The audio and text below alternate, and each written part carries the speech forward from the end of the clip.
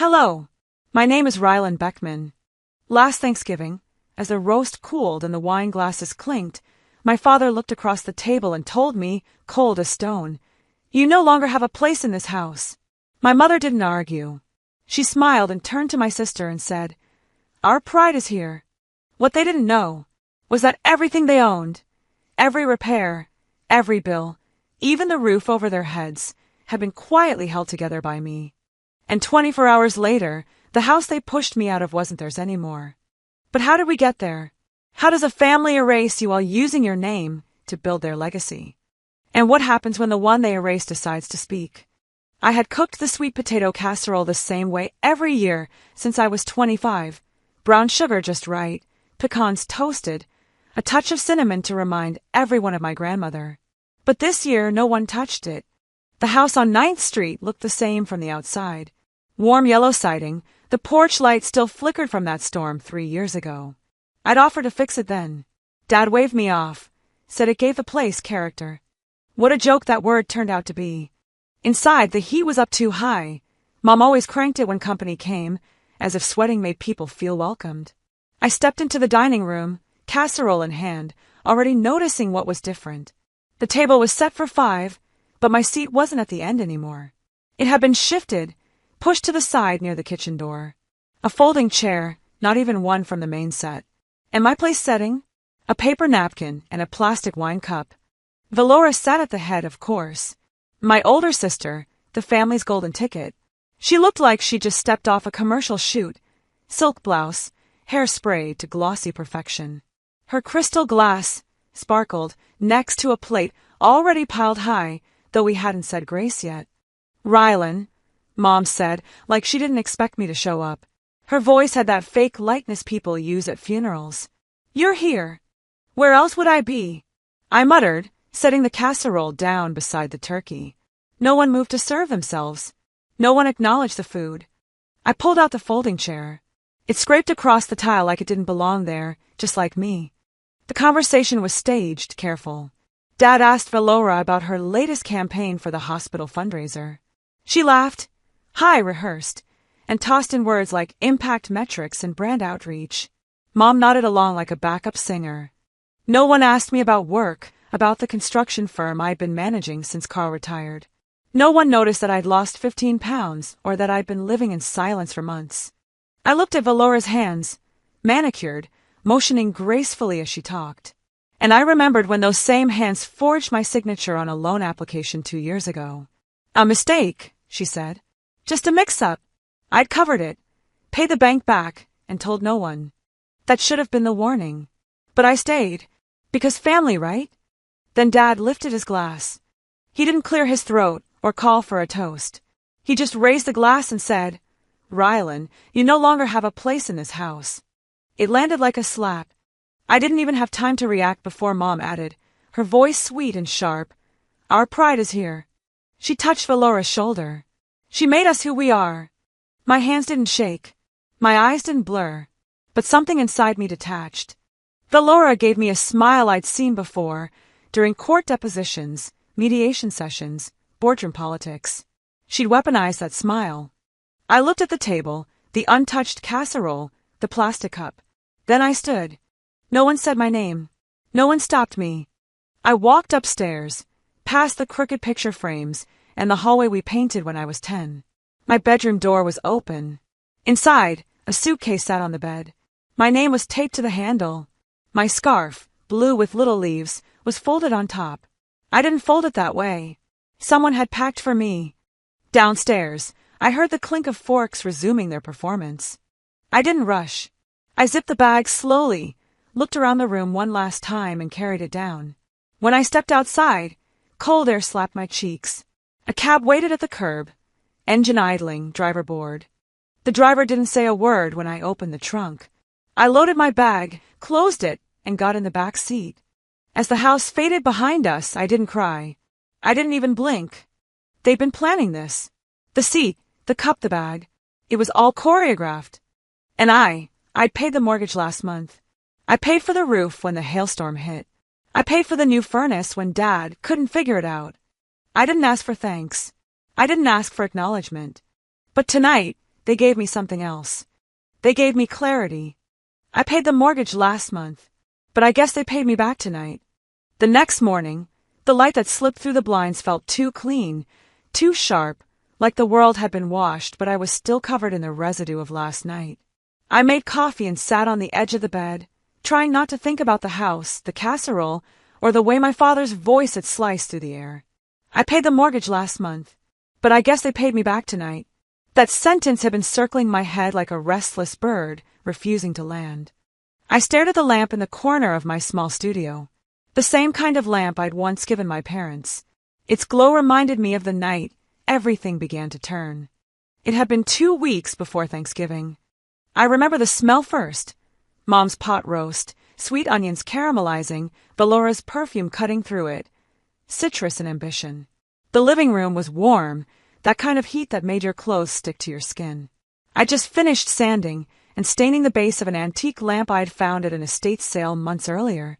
It was a project I'd poured hours into, something beautiful, restored from the forgotten. I thought they'd appreciate it.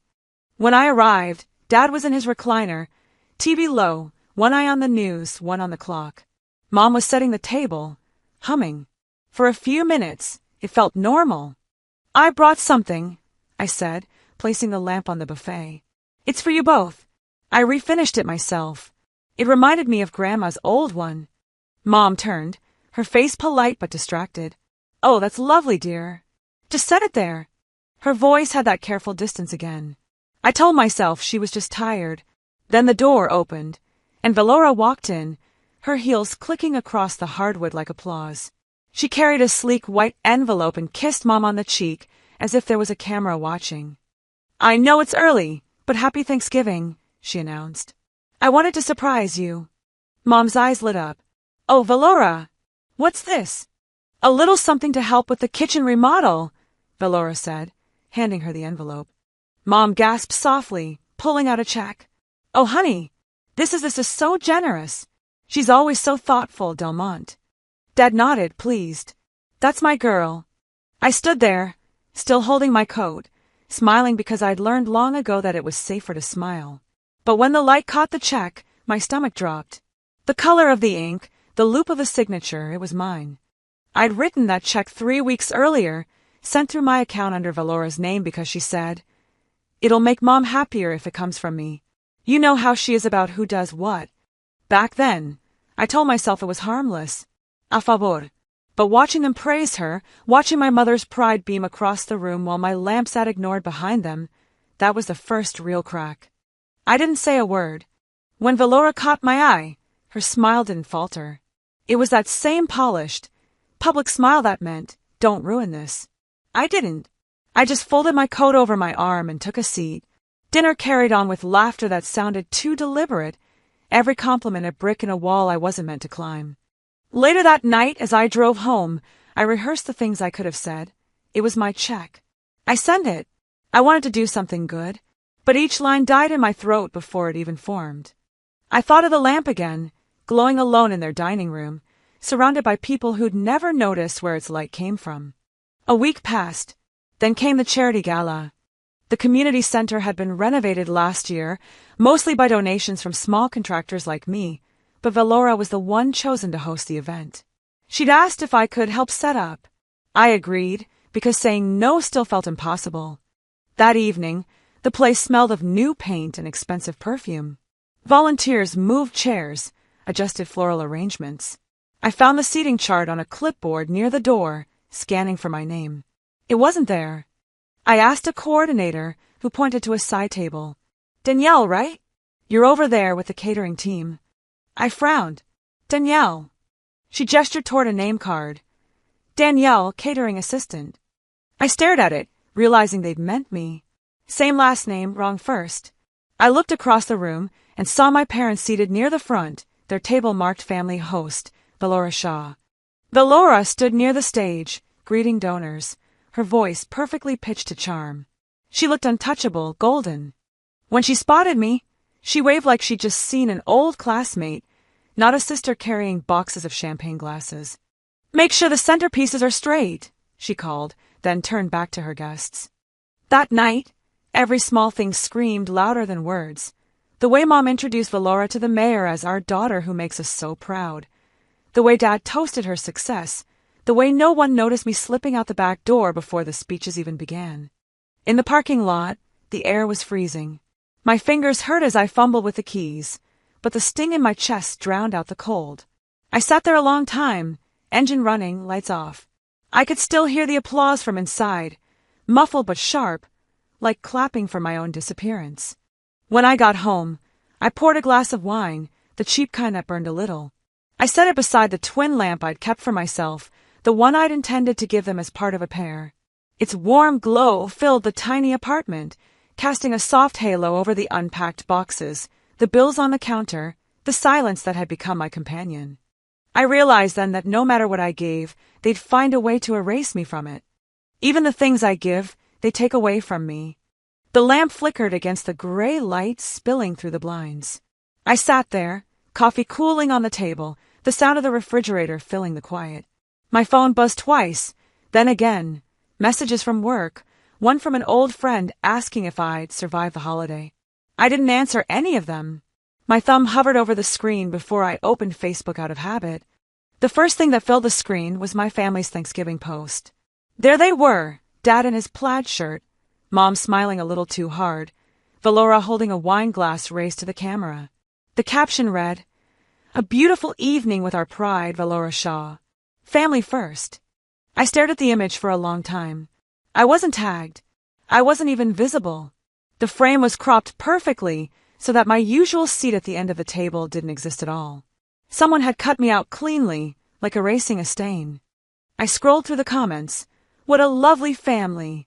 Valora, you look amazing as always.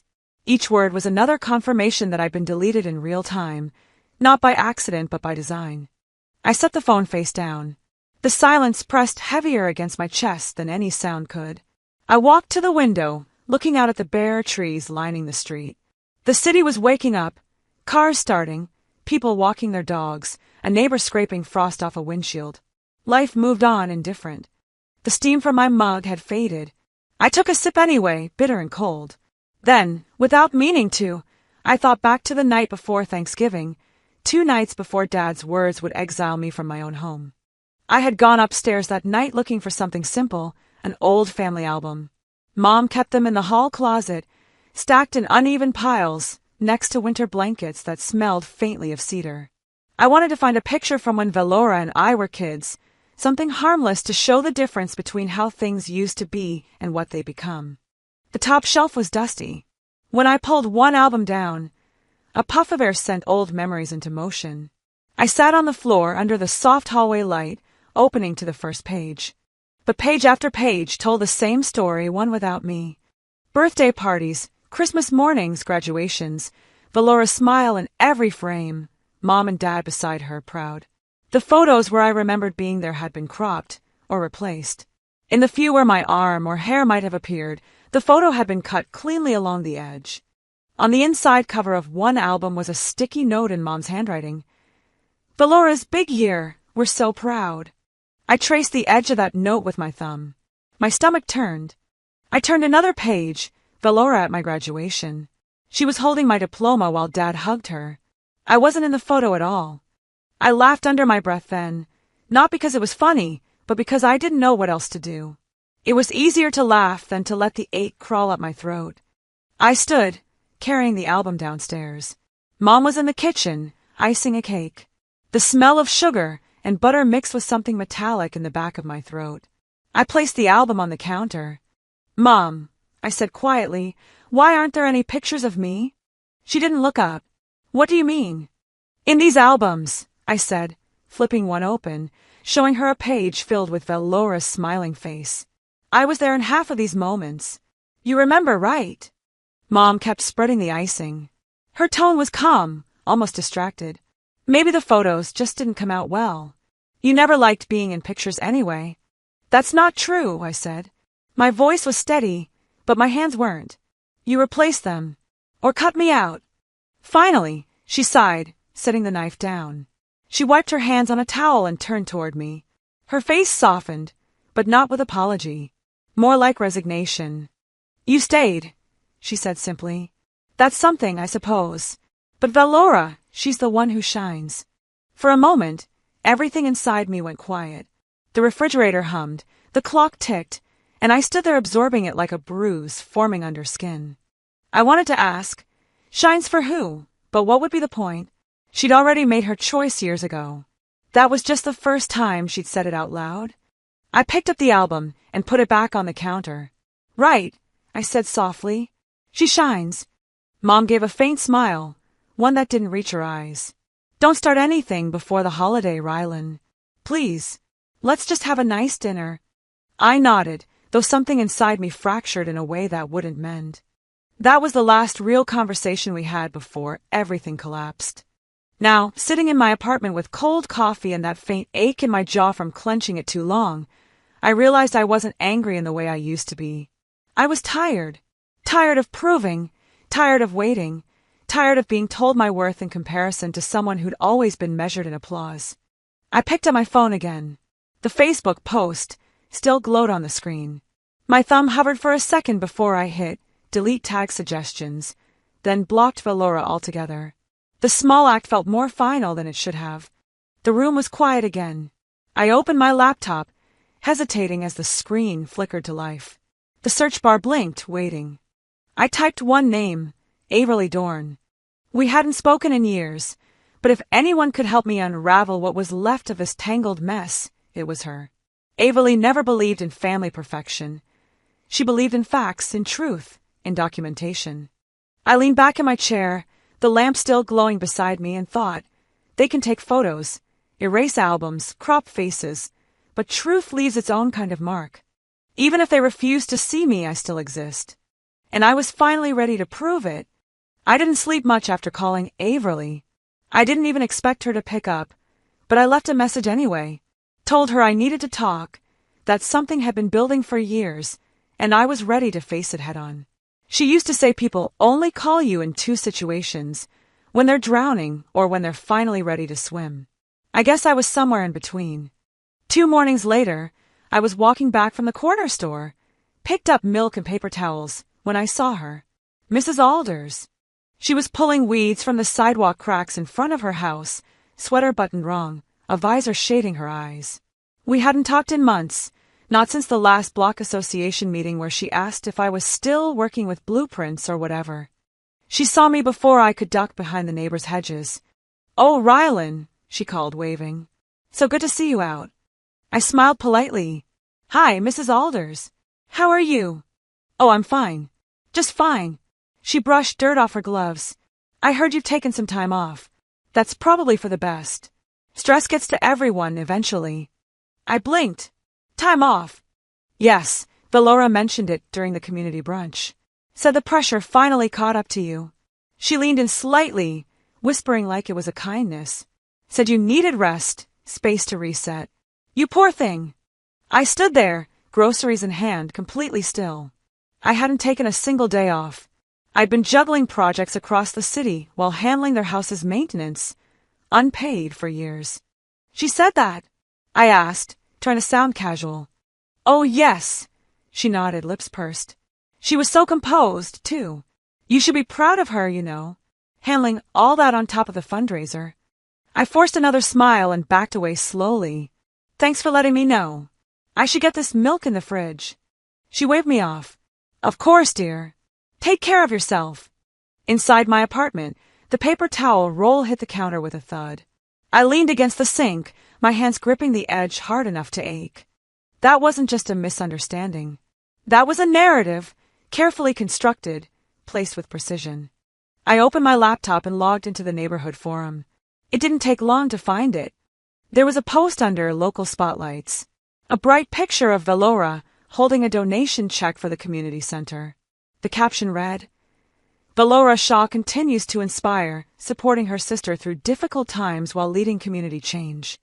My name wasn't even in the picture, but my life, my reputation, was being used as a prop. A few comments in, someone wrote, "Didn't her sister have some kind of breakdown? She's always been quiet, kind of. Fragile." Another responded, "I remember her from school, always in the background. Never really stood out." I closed the tab, My jaw clenched so tight I felt it in my temples. It wasn't just about being erased anymore. It was worse. They were writing over me, turning my existence into a footnote in Valora's success story. Later that afternoon, I stopped by a small coffee shop near my office. Lindsay was there, my old college roommate. We'd stayed close for a while, then drifted like most people do when life piles on bills and responsibilities. She smiled when she saw me. "Hey, it's been a minute." I slid into the seat across from her. I needed to talk to someone who knew me before all of this. Lindsay took a sip of her latte. "Sure. What's going on?" I told her. Not everything, but enough. The photos, the check, the deleted memories. She listened for a while, then tilted her head. "I mean, Valora told me you never liked the spotlight, that you preferred the behind-the-scenes stuff. You've always been more technical." That word hit harder than I expected. "Technical," I repeated. "Yeah, like steady, reliable. Not really public-facing." I laughed, not because it was funny, but because it wasn't. Do you know how many weekends I spent fixing their plumbing? How many late nights I worked to make sure Mom didn't have to worry about the heating bill? I wasn't behind the scenes, Lindsay. I was holding the damn place together. She paused. "I didn't mean it like that." "I know," I said, standing. "But you believed her version. Everyone does." Back at home, the weight of it all sat heavy on my chest. They hadn't just minimized me. They'd redefined me, made me into someone weak, background noise, the filler between Valora's grand monologues. And it was working. I stood in my kitchen, staring at the lamp. The glow used to comfort me. Now it looked like a spotlight with no stage. "They don't just delete me," I said out loud to no one. "They rewrite me." I grabbed my phone, scrolled to Averly's number. Hit call. It rang once, then again. It took 3 tries before Averly finally answered my call. The first time, I hung up after 1 ring, the second after 2. But on the 3rd try, I forced myself to stay on the line until I heard her voice. "Rylan," she said, cautious but warm. "Wow, it's been forever." Her tone was exactly as I remembered, steady, unflappable. The kind of voice that could read a storm report and make it sound manageable. "I need your help," I said. "It's about my family. About the house." There was a pause, long enough that I heard papers shuffling on her end. "Meet me tomorrow, 9 a.m. I'll make coffee." The next morning, the sky was overcast. A soft drizzle misted my windshield as I pulled into the downtown parking lot near her office. The building wasn't fancy, brick, with a narrow glass door, but it had her name on it in gold lettering. Averly Dorn, attorney at law. Inside, the scent of coffee mingled with paper and the faint tang of toner. She stood by her desk, a dark blazer over a white blouse, hair shorter than I remembered. "You look the same," she said. "I feel different." She gestured for me to sit. "Start from the beginning." I told her everything. The Thanksgiving dinner, the missing photos, the way Valora's voice had started showing up in other people's mouths. When I mentioned the house, her expression changed. "Do you have any paperwork?" she asked. I handed over the folder I'd kept in my glove compartment for months. Receipts, email printouts, utility bills with my name on them. She flipped through them quickly, her brow furrowing deeper with each page. Finally, she looked up. "Rylan, this house, your parents' house, it's not in their name anymore." I stared at her, not understanding. "What do you mean?" "I've been paying for it." She turned the screen toward me. "The deed was transferred 3 months ago. It's under a joint holding company. Valora's signature and yours. Though this 1 inch," she tapped the digital document. "This one's a forgery. A decent one, but still a forgery." For a moment, I couldn't breathe. My pulse thudded in my throat. "She used my name." Averly nodded. "It looks like she used your previous transfers, mortgage payments, utility coverage, to claim you as a co-signer, then removed you after the property value increased. Legally, she leveraged your financial identity to gain control." My hands trembled slightly. I set them flat on the desk so she wouldn't notice. "Can this be fixed?" I asked quietly. Averly leaned back, eyes narrowing with thought. "If you want to file, yes. But I know you, Rylan. You're not ready to scorch the earth yet. You'll want to confront them first." She wasn't wrong. Driving back across town, rain streaking the windshield, I replayed every conversation with my mother from the past few months. Her quiet avoidance, the way she said, "Don't worry about the bills, honey," whenever I mentioned the house. By the time I reached their neighborhood, the rain had turned into a steady drizzle. I parked in front of the house and stared at the windows, glowing softly behind the curtains. From the outside, nothing looked different. Inside, everything had changed. I rang the bell. Mom opened the door wearing her apron, the smell of pot roast filling the air. "Rylan, you should have called first. I needed to see you." Her smile wavered when she saw the folder in my hand. "What's that?" "Proof," I said simply, "that you and Valora used my name to transfer the house." She blinked. "What are you talking about?" I stepped inside. "Don't pretend, Mom." Averly checked. "The deed isn't in your name. It's in Valora's. You signed off on it." Her voice softened, the same way it always did when she wanted to end a conversation. "You're overreacting. Valora knows how to manage a future. You manage details." That sentence cut deeper than any document could. "Details," I said, my voice shaking but low. "I've kept this family afloat for years. I fixed the roof, paid the taxes, kept the heat running. You think that's just details?" She turned away, busying herself with the pot roast. "You always make things so emotional, Rylan. We're not trying to hurt you." "You already did," I said. She sighed, setting the spoon down. "Valora has plans. She's always been the one who finishes what I start." I snapped. "Takes what I earn." Mom's eyes flickered. "She deserves recognition. You hide too much behind your work. No one can see you if you never step into the light." The irony nearly made me laugh. "I don't need their light," I said. "I just needed honesty." She didn't answer. The clock in the hallway ticked louder than either of us breathed. Finally, I walked toward the door. "When Valora calls," I said, "tell her I'm done being quiet." Back in the car, I sat for a while, watching the rain run down the windshield. Every drop seemed to echo something I'd ignored, warnings I'd brushed aside because family was supposed to mean safety. When I got home, I didn't take off my coat. I went straight to my phone and hit record. My voice was steady, almost too calm. "Valora," I said into the receiver, "you manipulated my finances, my face, and my story. I won't be quiet anymore. This ends now." I hung up and stared at the lamp glowing on my desk. For the first time, its light didn't feel like comfort, it felt like exposure. I opened my laptop, spreading out every document I had. Bills, statements, receipts, all the quiet evidence of years spent cleaning up other people's messes.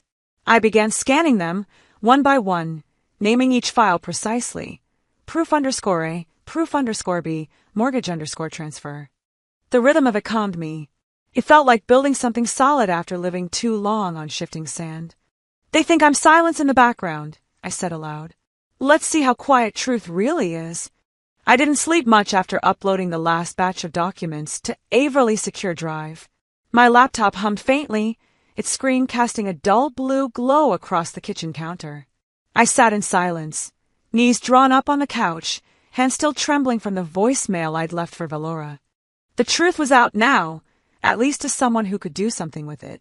But exposing her in private wasn't going to be enough. I'd spent too long fighting from the shadows, quiet, precise, respectful. That phase was over. 3 days later, word trickled through the office grapevine. A coworker leaned across the break room counter while waiting for his coffee and said casually, "Hey, isn't that your sister? She's being honored next week at the Civic Theater, Big Women in Leadership Gala." I smiled politely, but inside, something turned to ice. Back at my desk, I pulled up the event details. The page was polished, all bold headlines in clean serif fonts, celebrating Milwaukee's changemakers, a night to remember. There she was, Valora Shaw, a community leader, financial mentor, and family advocate. Family advocate. I closed the page and stared at my calendar. December 28th, a Thursday, 1 week before the new year. On the night of the gala, I arrived at the Civic Theater just after 6, dressed in the same black pantsuit I wore to meetings and funerals. The wind cut through my coat, and the snow had started to flurry in soft spirals against the street lamps. I didn't walk in through the front. I knew how these events worked. I slipped in through the side entrance as staff were finishing setup, avoided the main lobby, and waited in the back until the lights dimmed. From the upper balcony, I watched her take the stage. The audience was a sea of black ties and cocktail dresses. Applause echoed off the high ceilings, polite and practiced. Then, the host stepped up to the mic. Please welcome one of our most cherished honorees tonight, Valora Shaw. She walked out with confidence in every step, dressed in emerald green, lips curled in a soft smile that hid knives. I'm honored, she began, to be recognized not just for my work, but for the values my family taught me. The screen behind her flickered to life, projecting a slideshow. Images flashed in a carefully timed rhythm. Photos of the house, the renovation, the new windows.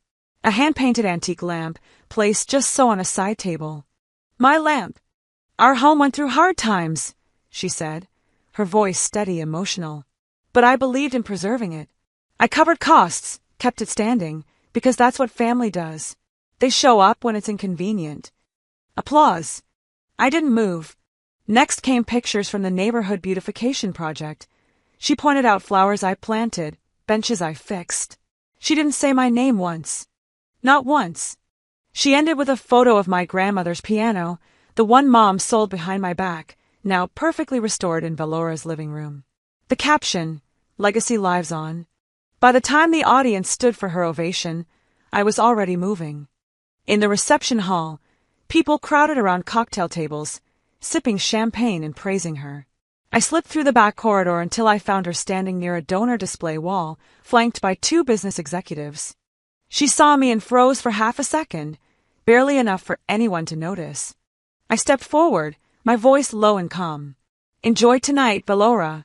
It's your last applause. Her lips curved. Rylan, you made it. You bet I did, I said. Next time it won't be a gala.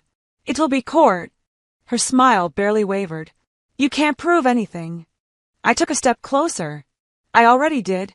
You used my name. You used my money. And now, you used my story. She leaned in, her voice cold and clipped.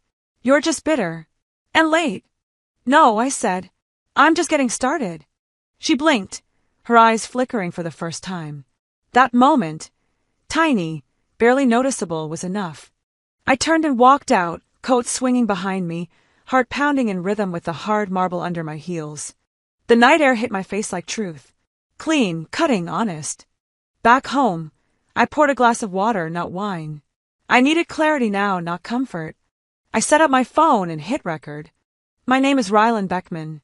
For the last 10 years, I financially supported a house I didn't own, a family that denied me, and a sister who stole more than just credit. She stole my name, my narrative, my history. I took a breath. I'm done being quiet. The upload bar crawled slowly across the screen. I watched it finish. Then I opened the folder labeled everything. I dragged in more files, scanned bank transfers, legal emails, timestamp receipts. Each one a paper cut. Each one a blade now. Let them keep the applause. I'm keeping the evidence. I stood at my window for a while that morning, watching the street below come alive with whispers.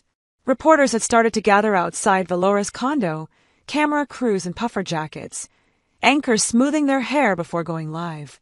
From my second-floor vantage point, I could see them adjusting mic levels, prepping for sound bites, chasing a version of a story they thought they knew.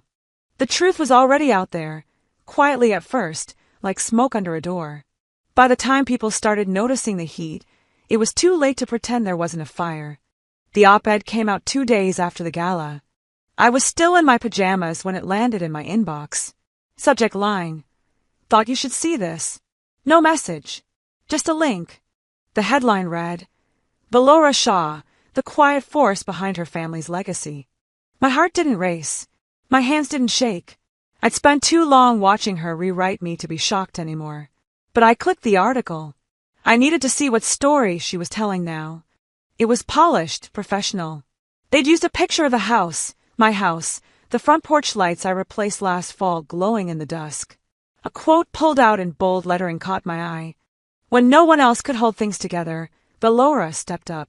She took care of the family, the home, the legacy. Every word landed like a slap. My blueprints were in those walls.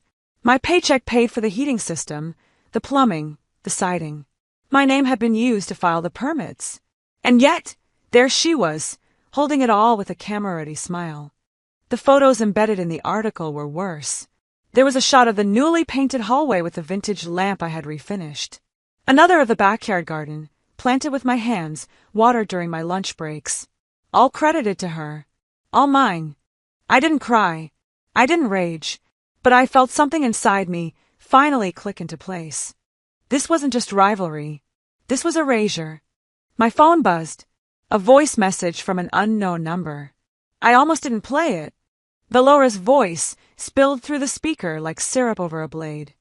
"You can send all the files you want," she said, calm, almost amused. "I built something. You're just the background tech support. No one notices the scaffolding. Rylan, they only care about the finish." She hung up without saying goodbye. 2 hours later, she appeared on a podcast. I didn't seek it out. Someone from work sent me the link with a "Wow, your sister's really out there lately" message that I ignored. I listened anyway. "I've always supported my sister," Valora told the host, her tone rehearsed and honeyed. "She prefers to work behind the scenes. She's never liked the spotlight. I've always encouraged her to find her own path." The host chuckled. "Sounds like you gave her a platform." "Oh, definitely. I gave her purpose. That did it." Within an hour, I was in touch with Averly. I forwarded her the op-ed, the podcast link, and a few newer documents, ones that hadn't yet made it into our shared drive. She called back immediately. "Let's go wide." I took a deep breath. We dropped everything. Everything. So we did. We scheduled a digital drop, an anonymous package sent to local newsrooms, public watchdog groups, and a few influential bloggers who had reputations for caring more about truth than PR polish. Inside that digital folder, proof of forged signatures on the deed, screenshots of financial transfers from my account labeled "gift" in Valora's name, audio clips, one in particular of my mother admitting, "Well, Valora just needed a little help getting the mortgage approved. Rylan never says no anyway." That one gutted me, but I knew it was necessary. The story began to shift. First came the quiet calls from reporters, just verifying a few details. Then came the headlines. Community heroes' claims under scrutiny, real estate ethics in question. And finally, a statement from the Civic Committee: "We take allegations of misrepresentation seriously. We are reviewing all submissions for this year's honorees."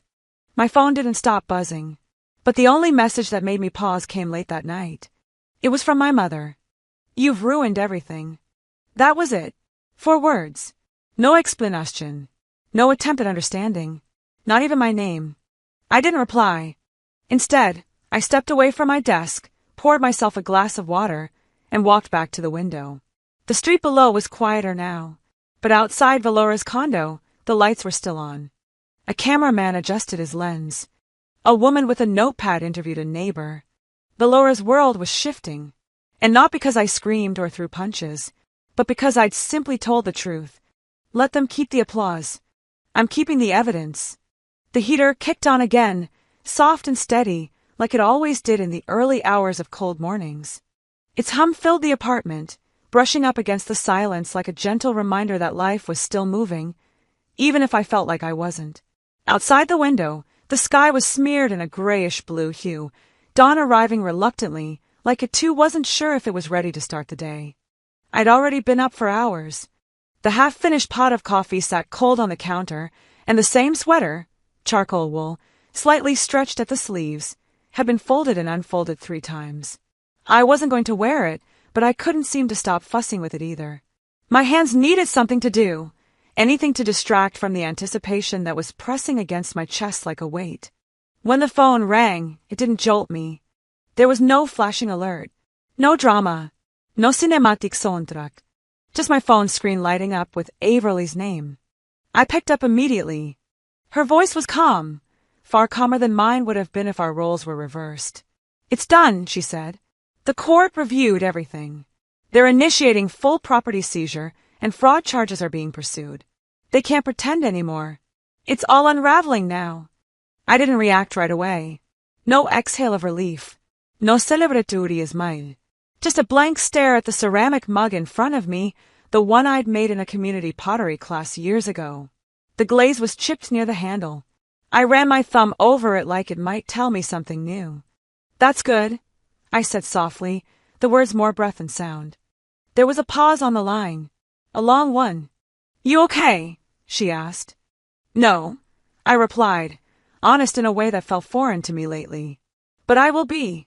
The next afternoon, I drove out to the house, for the last time. The one I'd once believed was mine.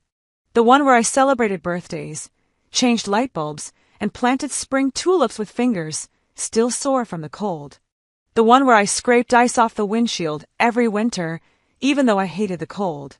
It had never been mine, not on paper, not in contracts or legal filings. But I'd given years to that place, believing in the kind of permanence that wasn't written into deeds. When I pulled into the driveway, the porch light was on. That familiar yellow glow felt like a ghost trying to imitate warmth. Salt had been scattered over the steps, new, fresh, meticulous. Someone was still trying to maintain appearances.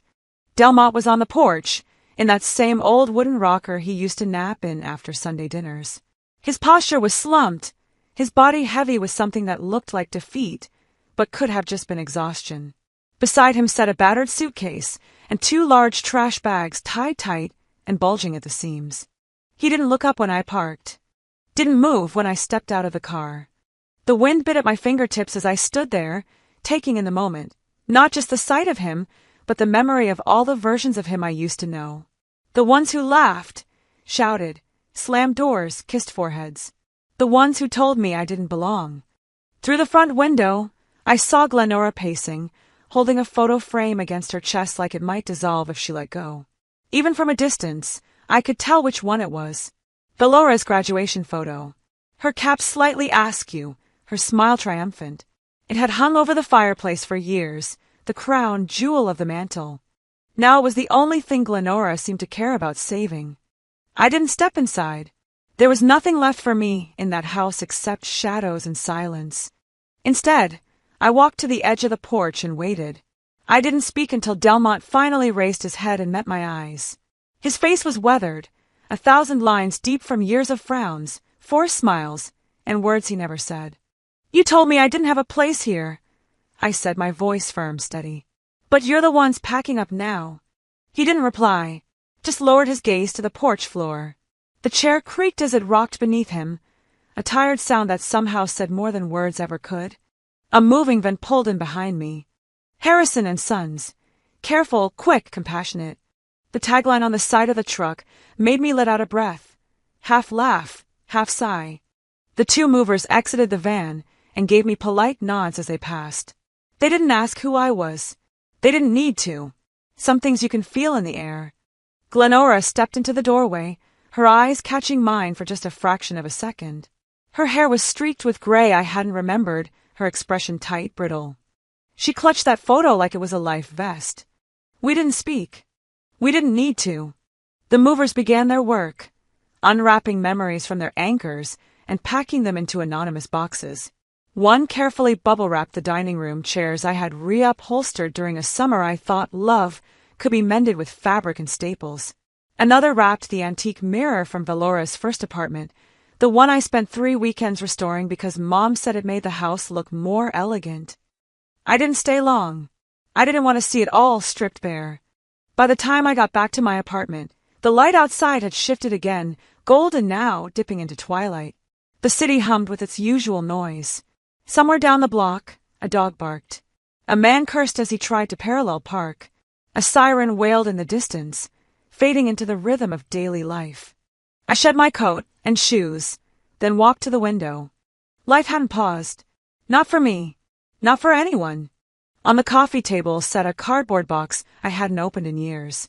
I pulled it closer, heart thudding quietly as I lifted the lid. Inside, a history. Faded photos, some bent at the edges, some blurred from time or careless storage. I sifted through them, one by one, tiny moments sealed in film. There I was, painting the garage in denim overalls. There we were at the county fair, sticky-fingered and sun-drunk. There was Valora, laughing, mid-bite of cotton candy. And me, Sometimes in the frame, sometimes just a shadow and a reflection, a hand on a shoulder, a presence caught by accident. At the very bottom, I found a photo I didn't remember taking. A birthday party. The table was cluttered with plates, balloons in the background. The image was torn, neatly, surgically, but if you looked closely, you could see my arm reaching across the table to pass a slice of cake. Just my arm. But it was enough. I smiled, not because it proved I was there, but because I no longer needed proof. I had been there. I had mattered. I placed the photo back in the box, gently closed the lid, and slid it beneath the table. Then, with hands steadier than they had been all day, I filled the kettle and made myself tea.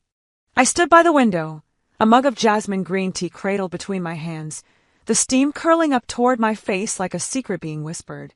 Outside, the city was stretching itself awake. A few early robins bobbed along the thawing edges of the sidewalk, pecking at tiny seeds or scraps left behind by winter. The trees remained skeletal, bark bare and stark against the dull gray of the morning sky, but here and there, pushing bravely through sidewalk cracks, were hints of green. Shoots of grass, a tiny bloom, life creeping back in. And for the first time in what felt like forever, I wasn't racing to catch up with the season. I wasn't waiting for permission to feel joy. I wasn't chasing anything at all. I was simply here, present, breathing, a part of it. The apartment was quiet, not silent in a hollow way, but peaceful. The kind of stillness that held you like a warm blanket. Sunlight spilled through the tall east-facing windows, hitting the hardwood floors and turning everything it touched into gold. It wasn't a big place, not by any stretch, just a modest one-bedroom nestled on the second floor of a restored brick walk-up, but it felt real. Rooted. Mine. There were no family portraits hanging on the walls. No heirloom furniture passed down from guilt-laden grandparents. No oversized mirrors and gaudy gold frames I hadn't chosen. Instead, the walls bore things I loved, hand-drawn sketches from a local artist market, a mounted shadow box holding a few pressed flowers from a trip I'd taken solo to Door County. Nothing flashy, but everything with meaning. On the corner of my desk sat a tightly rolled blueprint, thick, heavy, and expensive feeling. My name was stamped in black across the permit stapled to the top, Ryland Beckman. Lead civil engineer. Project manager. The design. A full renovation of Jefferson Square Park downtown, my first city project with full oversight. My first blueprint that didn't carry someone else's initials above mine. That rolled-up scroll wasn't just a plan. It was proof. I had arrived. I took a slow sip of tea and turned toward the kitchen table. A stack of mail waited, mostly the usual. Grocery circulars, credit card offers, and a couple of bills I'd already paid online. But one envelope stood out. It was ivory, slightly yellowed at the corners, the kind of stationery my mother reserved for special occasions like Easter cards or thank-you notes. And the handwriting, delicate, loopy, and a little too perfect, was unmistakable. My mother's. I didn't open it right away. Instead, I went through the motions, rinsed my mug, watered the plants on the windowsill, refolded the throw blanket draped over the couch. I even wiped down the kitchen counters, though they were already clean. Only after I'd run out of ways to delay did I return to the table, sit down, and slide my finger carefully under the envelope's flap. Inside were two things: a short note and a worn piece of paper that looked like it had been handled too many times. The note read, "I still don't understand you, but I hope someday you'll come back." That was it.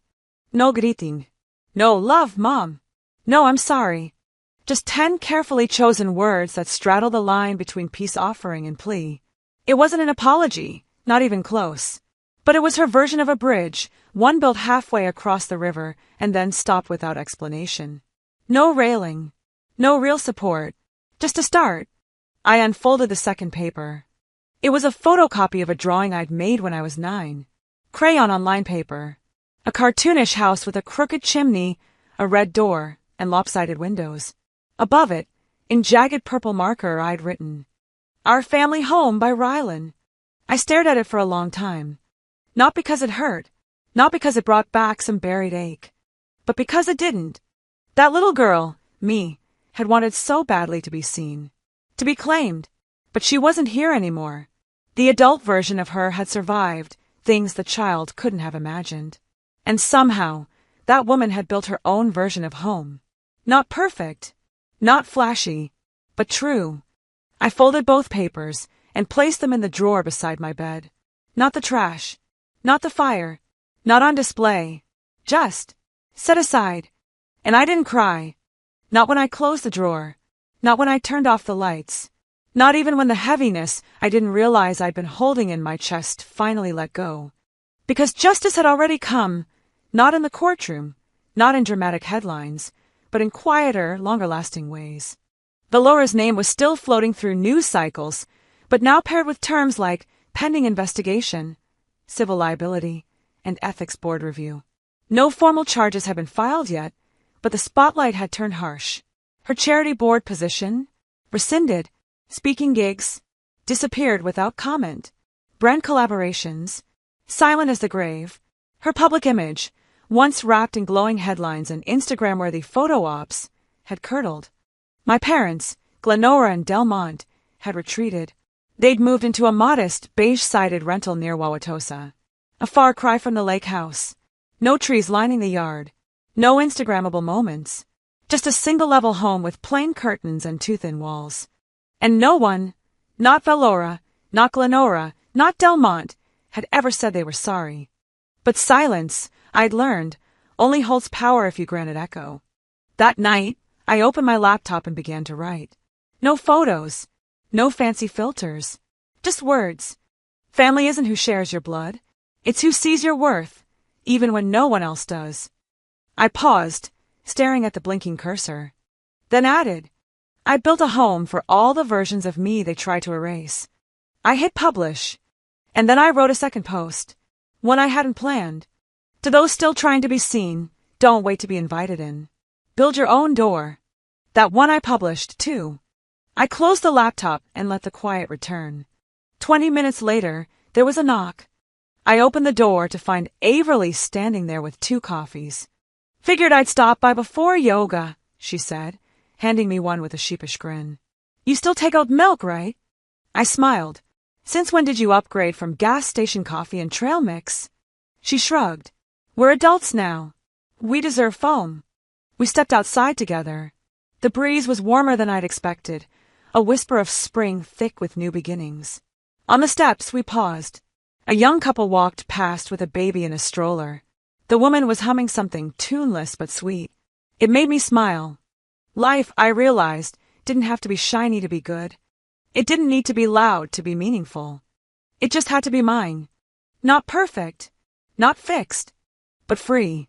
And sometimes, peace is the loudest revenge. Sometimes, the people who are supposed to protect you are the ones who break you the most. But even when your name is erased from their version of a story, you still have the power to write your own ending. What would you do if your own family turned against you? Would you walk away quietly or fight to be seen? If this story hit close to home, tell me in the comments. I'd love to hear your thoughts and experiences. And don't forget to subscribe for more real-life revenge stories.